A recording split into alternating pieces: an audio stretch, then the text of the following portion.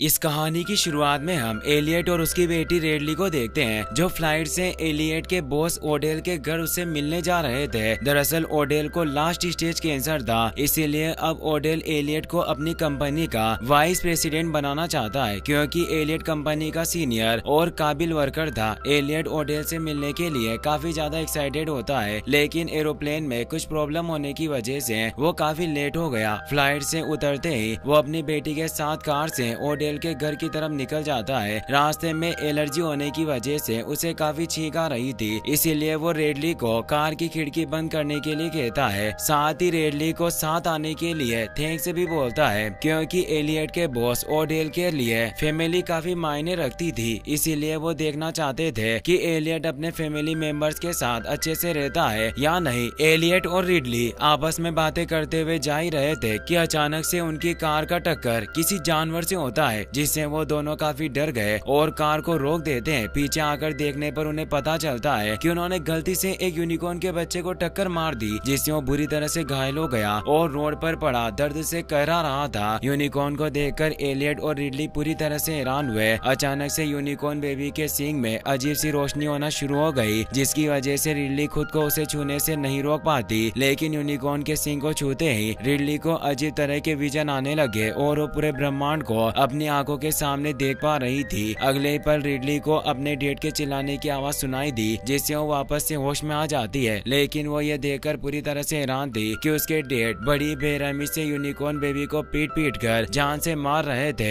Elliott कोई भी सबूत नहीं छोड़ना चाहता था, क्योंकि इससे वो काफी प्रॉब्लम में पड़ सकते थे। वो यूनिकॉर्न बेबी के डेड बॉडी को अपने साथ ले जाता है। जल्दी एलियट रिडली के साथ अपने बॉस ओडेल के घर पहुंच गया, जहां पर उनकी मुलाकात ओडेल के बेटे शेफर्ड और वाइफ बेलिंडा से होती है। एलियट से मिलकर ओडेल पूछता है कि यहाँ आने में कोई प्रॉब्लम तो नहीं हुई या रास्ते में कुछ दिखा। इस पर एलियट ना में जवाब देता है और ओडेल से कहता है कि यहाँ आने में कोई प्रॉब्लम नहीं हुई। अब रिडली को उसका कमरा दिखा दिया जाता है, और जब रिडली वॉशरूम में अपने चेहरे पर लगे यूनिकॉर्न बेबी के ब्लड के छींटों को साफ कर रही होती है, तो ये देखकर पूरी तरह से हैरान थी कि यूनिकॉर्न के ब्लड की वजह से अब उसके चेहरे के पिंपल पूरी तरीके से ठीक हो गए। वहीं दूसरी तरफ एलियट जब अपने बॉस ओडेल को अपने बिजनेस प्लान दिखा रहा होता है, तो आश्चर्यजनक रूप से चश्मे में उसे कुछ भी दिखाई नहीं देता, और चश्मा हटाते ही उसे सब कुछ साफ साफ दिखाई देने लगता है। एलियट इस बात पर ज्यादा ध्यान नहीं देता और अपने प्लान बताना जारी रखता है। अब एलियट जब अपने प्लान को अप्रूव करने के लिए ओडेल के सिग्नेचर लेने जाता है, तो साफ साफ मना कर देते हैं, क्योंकि वो इस प्रोसेस को धीरे धीरे आगे बढ़ाना चाहते थे और एलियट और उसकी फैमिली को समझाना चाहते थे। इसके बाद हम कार के अंदर यूनिकॉर्न बेबी को देखते हैं, जो अब वापस से जिंदा हो रहा था। रिडली को जब इसके बारे में पता चलता है, तो एलियट को बताती है, लेकिन एलियट इस बात पर ज्यादा ध्यान नहीं देता, क्योंकि वो अपने बॉस से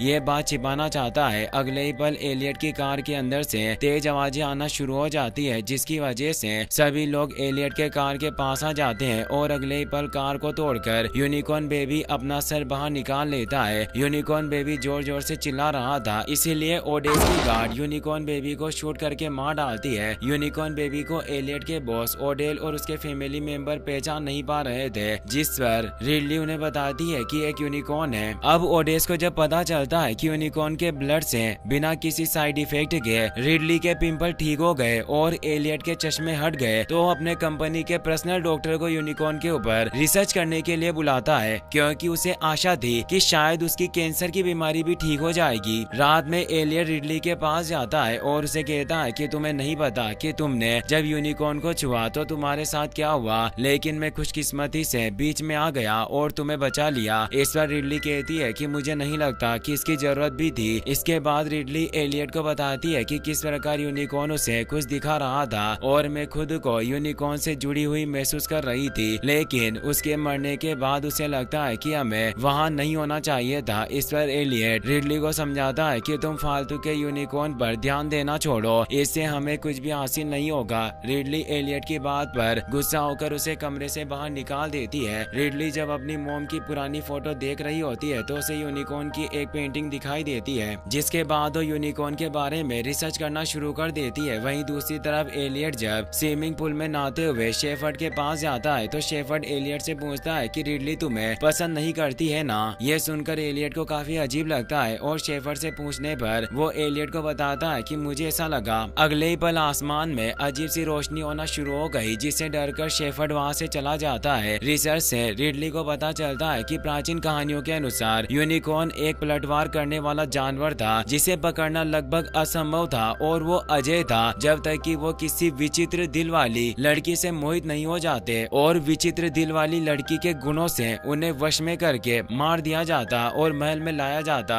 जहाँ पर उसे वापस से जीवित किया जाता और कैद में रखा जाता। दुर्भाग्य से फ्रेंच रेवोल्यूशन की वजह से लड़की और यूनिकॉर्न की कहानी के अधिकतर सबूत नष्ट हो गए और बाद में यूनिकॉर्न को एक क्रूर और निर्दयी जानवर के रूप में दिखाया गया। रात में रिडली को एक विजन आता है जिसमें वो जंगल में एक यूनिकॉर्न को दौड़ते हुए देख रही थी। अगले दिन ओडेल के बुलाए हुए डॉक्टर उसके घर पर आ जाते हैं, जिसके बाद एलियट और रिडली का चेकअप किया जाता है ताकि पता लगाया जा सके कि उन्हें किसी भी प्रकार का साइड इफेक्ट तो नहीं हुआ। डॉक्टर कंफर्म करके ओडेल को बताते हैं कि वो एक घोड़ा नहीं है बल्कि यूनिकॉर्न ही है। डॉक्टर यूनिकॉर्न की बॉडी और ब्लड को टेस्ट करके ओडेल और बाकी लोगों को यूनिकॉर्न की बॉडी की खूबियां और उसके पावर के बारे में बताने लगते हैं। डॉक्टर के पास यूनिकॉर्न के सींग का छोटा सा हिस्सा पाउडर के फॉर्म में था और जब डॉक्टर बताता है कि वो कैंसर की अब तक की सभी दवाओं से असरदार साबित हो सकता है, तो ओडेल डॉक्टर को यूनिकॉर्न की सींग से अपने लिए कैंसर की दवा बनाने के लिए कहता है, क्योंकि ये उसकी आखिरी उम्मीद थी। अगले दिन डॉक्टर यूनिकॉर्न के सींग का और भी हिस्सा हासिल करते हैं और उससे एक खास प्रकार की दवा बनाकर ओडेल की बॉडी में इंजेक्ट करते हैं। रिडली ये सब देखकर काफी गुस्सा थी, क्योंकि उसे लग रहा था कि वो ये सब गलत कर रहे हैं, इसीलिए वो अकेली ही जंगल में चली जाती है। जंगल में एक अजीब से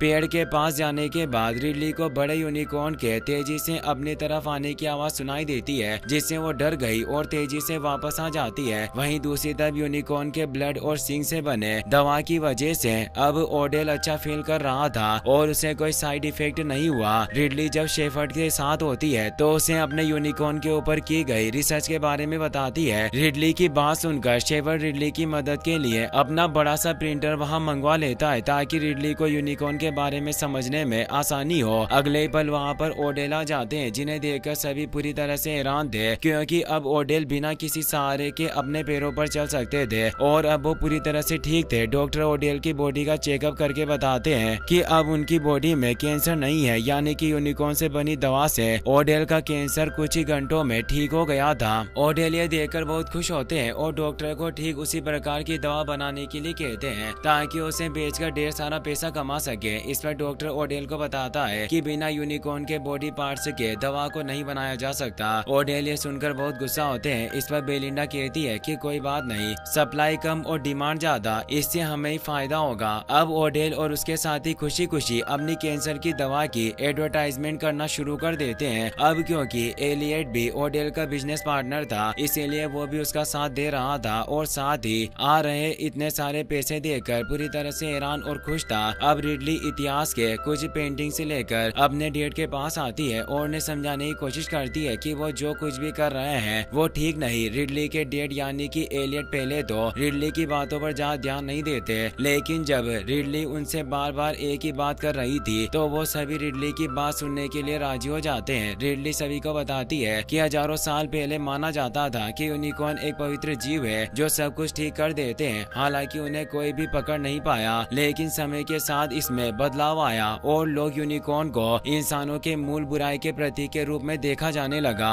इसीलिए हमें इनका इस्तेमाल नहीं करना चाहिए, क्योंकि अगर यूनिकॉर्न सच में है तो कहानियां भी सच होगी। रिडली की बातों पर किसी को विश्वास नहीं होता, इसीलिए वो रिडली की बातों पर ज्यादा ध्यान नहीं देते और वहाँ से चले जाते हैं। ओडेल यूनिकॉर्न बेबी के डेड बॉडी को भी अपने साथ ले जाने का फैसला करता है ताकि वो उसे दवा बना सके। रिडली ये सब देखकर बहुत गुस्सा होती है और बाहर आकर अपने कार में बैठ जाती है। ओडेल अपने साइंटिस्ट को यूनिकॉर्न बेबी की डेड बॉडी को ट्रांसपोर्ट करने की जिम्मेदारी देते हैं और खुद अपनी फैमिली और एलियट के साथ शराब पीने लगते हैं। अब डॉक्टर जब यूनिकॉर्न बेबी की डेड बॉडी को ट्रांसपोर्टेशन के लिए ले जा रहे होते हैं तो उन्हें आसपास अजीब आवाज के साथ मीटर पर स्ट्रॉन्ग एनर्जी फील होती है और साथ ही अब आसमान में अजीब तरह की रोशनी होने लगी थी। ओडेल ये देखकर एलियट को चेक करने के लिए भेजते हैं कि कोई प्रॉब्लम तो नहीं है। अब एलियट जब साइंटिस्ट के पास आता है तो देखता है कि वो घबराए हुए थे और अगले पल एक यूनिकॉर्न सीनियर डॉक्टर के पेट में अपनी सींग घुसाकर जान से मार देता है। ये यूनिकॉर्न बेबी यूनिकॉर्न का पेरेंट्स था जो साइज में काफी बड़ा और खुखार लग रहा था। यूनिकॉर्न को देखकर रिडली और बाकी लोग पूरी तरह से डर गए थे। एलियट रिडली को वापस से कार में जाने के लिए बोलता है। अब ओडेल के गार्ड्स भी वहां गए थे जो यूनिकॉर्न पर शूट करके उसे मारने की कोशिश कर रहे थे, लेकिन इसका कोई फायदा नहीं होता और इस दौरान यूनिकॉर्न एक गार्ड को अपने पैरों से कुचलकर मार देता है। रिडली इस समय कार के नीचे छिपी हुई थी, जो ये देखकर काफी डर जाती है और 3 गिनती पर कार के बगल में छुपे अपने डेट को साथ में घर के अंदर भागने के लिए कहती है।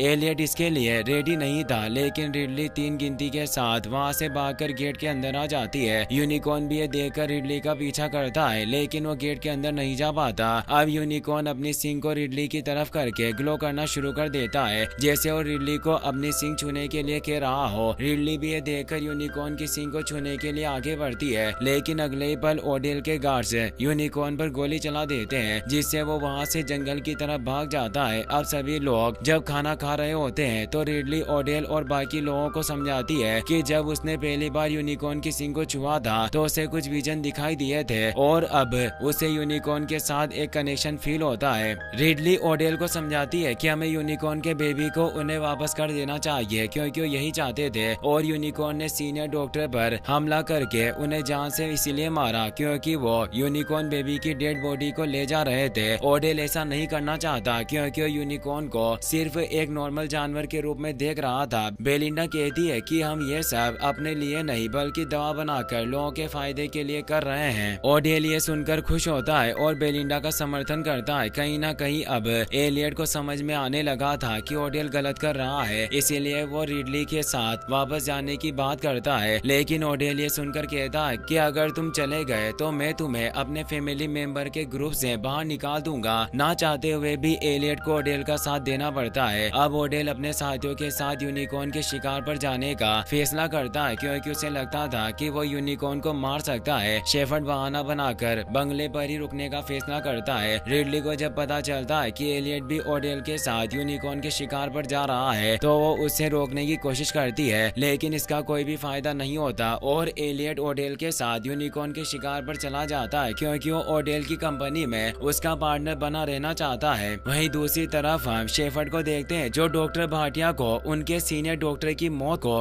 बेकार न जाने देने के लिए उनके रिसर्च को आगे बढ़ाने के लिए कहता है और खुद यूनिकॉर्न के सींग के हिस्सों को किसी ड्रग्स की तरह इस्तेमाल करता है। अगले सीन में हम रिडली को देखते हैं जिसे पता चल जाता है कि यूनिकॉर्न अपने जख्मों को खुद से हील कर सकते हैं, जिसकी वजह से वो कई बार मरकर भी जिंदा हो जाते हैं। डॉक्टर भाटिया को भी अब ये बात समझ में आ गई थी कि यूनिकॉर्न पूरी तरह से कभी भी नहीं मरते। रिडली ये जानने के बाद अपने डेड एलियट को कॉल करती है, लेकिन एलियट रिडली का कॉल रिसीव नहीं कर पाता। एलियट अब ओडेल और बाकी लोगों के साथ यूनिकॉर्न के काफी करीब पहुंच गया था और इस समय यूनिकॉर्न की सींग से तेज रोशनी निकल रही थी। एलियट सभी को वापस चलने के लिए कहता है, लेकिन वो एलियट की बातों पर ज्यादा ध्यान नहीं देते। अब यूनिकॉर्न जंगल में कहीं गायब हो जाता है और चारों तरफ अंधेरा छा जाता है। अगले पल यूनिकॉर्न अचानक से सामने आता है और ओडेल की पर्सनल बॉडी गार्ड को जान से मार देता है। सभी लोग ये देखकर डर गए क्योंकि अब यूनिकॉर्न एक एक करके उन्हें मार रहा था। ओडेल और एलियट को जल्दी समझ आ जाता है कि वो ज्यादा देर तक यूनिकॉर्न के सामने टिक नहीं सकते, इसीलिए वो सभी अपनी जान बचाकर वापस से घर की तरफ भागते हैं, लेकिन उनका पीछा करते हुए अब यूनिकॉर्न भी वहां गया था। एलियट और बाकी लोग तो अब कमरे के अंदर आ गए थे, लेकिन ओडेल अभी भी बाहर खड़ा था जहां पर उसके आगे पीछे 2 खूंखार यूनिकॉर्न खड़े थे जो बेबी यूनिकॉर्न के पेरेंट्स थे। ओडेल ये देखकर यूनिकॉर्न के सिंग को छूकर उसे कंट्रोल करने की कोशिश करता है, लेकिन इसका कोई भी फायदा नहीं होता क्योंकि अगले पल यूनिकॉर्न अपने सिंग को ओडेल के सिर में घुसाकर उसे जान से मार देता है। सभी लोग ये देखकर बुरी तरह से डर जाते हैं और दरवाजा बंद कर लेते हैं। इस समय सभी लोग बुरी तरह से डरे हुए थे और बेबी यूनिकॉर्न की डेड बॉडी को उसकी सिंग के साथ उसके पेरेंट्स को वापस करना चाहते थे, लेकिन शेफर्ड और बेलिंडा ऐसा करने से साफ साफ मना कर देते हैं क्योंकि इसके लिए ही ओडेल ने अपनी जान गंवाई थी, इसीलिए वो यूनिकॉर्न बेबी की डेड बॉडी को अपने पास ही रख लेते हैं। अगले ही पल घर की लाइट चली जाती है और साथ ही नेटवर्क कनेक्शन भी नहीं आ रहा था। अब सभी लोग समझ जाते हैं कि ये सब यूनिकॉर्न ही कर रहे हैं, इसीलिए उन्हें अपनी जान बचाने के लिए यूनिकॉर्न बेबी की डेड बॉडी को उनके पेरेंट्स को देना ही होगा। लाइट ना होने की वजह से दरवाजे को बाहर जाकर मैनुअली खोलने की जरूरत थी और इसके लिए वोटिंग से ग्रीफ को चुना जाता है क्योंकि घर का सिक्योरिटी हेड होने की वजह से उसे उसे सब कुछ पता था। वहीं यूनिकॉर्न बेबी की डेड बॉडी को बाहर ले जाने के लिए डॉक्टर भाटिया को चुना जाता है। वो लोग प्लान बनाते हैं कि जैसे ही डॉक्टर भाटिया यूनिकॉर्न बेबी को लेकर बाहर जाएगी, गिरीश जल्दी से दरवाजा खोलकर डॉक्टर भाटिया को अंदर बुला लेगा, जिससे उनकी जान बच जाएगी। प्लान के मुताबिक डॉक्टर भाटिया यूनिकॉर्न बेबी की डेड बॉडी के साथ बाहर जाती है और कुछ ही समय में वहां पर दोनों पेरेंट्स यूनिकॉर्न भी आ जाते हैं, जो अपने बेबी की डेड बॉडी को देखकर काफी गुस्से में लग रहे थे।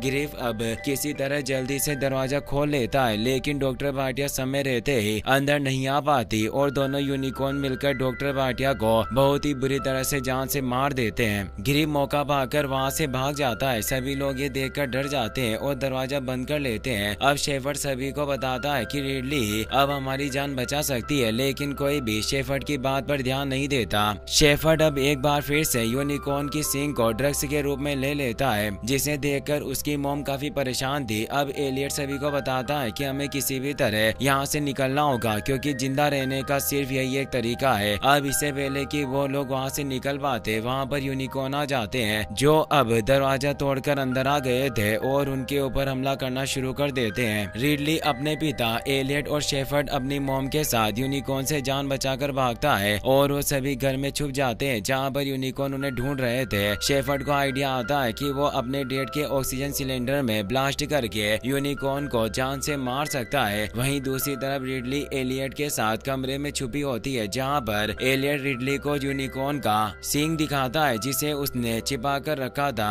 रिडली ये देखकर समझ जाती है कि इसी वजह से यूनिकॉर्न उन्हें मारना चाहते हैं और वो एलियट पर बहुत गुस्सा होती है। इस पर एलियट रिडली को समझाता है कि उसने ये सब उसके लिए किया क्योंकि उसने रिडली की मॉम से वादा किया था कि वो रिडली को किसी भी चीज की कमी नहीं होने देंगे और पैसों से ही खुशियां खरीदी जा सकती है। वहीं दूसरी तरफ हम बेलिंडा को देखते हैं, जिनके ऊपर यूनिकॉर्न हमला कर देते हैं। बेलिंडा ये देखकर शेफर्ड को आग लगाकर ऑक्सीजन सिलेंडर में ब्लास्ट करने के लिए कहती है, ताकि उसके साथ ही यूनिकॉर्न भी मारा जाए, लेकिन शेफर्ड ऐसा नहीं कर पाता और डरकर वहां से भाग जाता है। यूनिकॉर्न बेलिंडा को बहुत ही बुरी तरह से मारते हैं। वहीं दूसरी तरफ एलियट रिडली को एक सुरक्षित कमरे में बंद करके खुद यूनिकॉर्न का सामना करने का फैसला करता है। यूनिकॉर्न एलियट को मारने के लिए उसके पीछे आते हैं और एलियट बड़ी मुश्किल से किसी तरह अपनी जान बचाकर वहां से भागता है। अब जल्दी सुबह हो जाती है और रिडली खिड़की से कूदकर महल से बाहर आ जाती है। वहीं दूसरी तरफ एलियट यूनिकॉर्न से बचकर जंगल की तरफ भागता है। यूनिकॉर्न उसके पीछे जाता है। अब शेफर्ड पीछे से आकर रिडली के ऊपर तीर तान देता है और उसे बेबी यूनिकॉर्न की डेड बॉडी के पास बैठने के लिए कहता है, क्योंकि वो जानता था कि यूनिकॉर्न रिडली को नहीं मारेंगे। जल्दी घर से बाहर एक यूनिकॉर्न आता है, लेकिन वो रिडली को मारता नहीं बल्कि उसके पास सो जाता है, क्योंकि वो रिडली से जुड़े हुए थे। कुछ ही समय में वहाँ पर एलियट भी दूसरे यूनिकॉर्न के साथ आ जाता है और वो दूसरा यूनिकॉर्न भी